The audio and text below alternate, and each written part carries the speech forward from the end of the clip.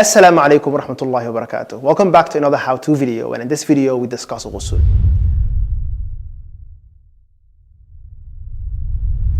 So first things first, what is ghusl? Ghusl is the bathing ritual that we do as Muslims to remove ourselves from a state of major impurity.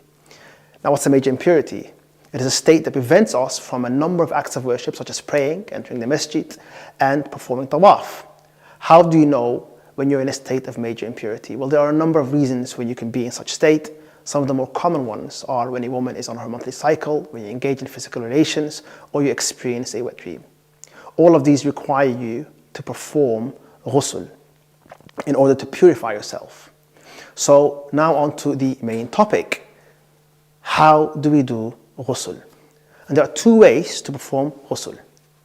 One is a very simple way, a simple version with two very easy steps. Step one, ensure you have the right intention, and that is to say, don't treat this bathing like a regular shower when you're cooling off. Remember, it is an act of worship. Second step, ensure that the water reaches all parts of your body.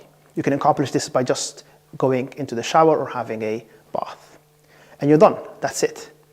Now that's the simple version, but what is the prophetic way? What is the sunnah?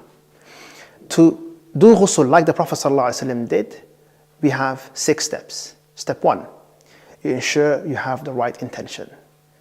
Step 2, you say Bismillah and you wash your hands. Step 3, you proceed to wash your private parts. And then step 4, you follow the steps of wudu as you normally would. A quick rundown of wudu would be washing your hands, rinsing your mouth and nose,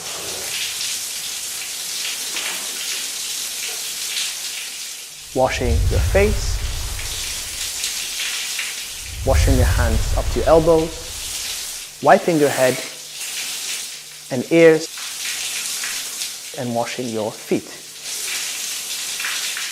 You could also delay washing your feet until the end. Both are a sunnah from our beloved Prophet ﷺ.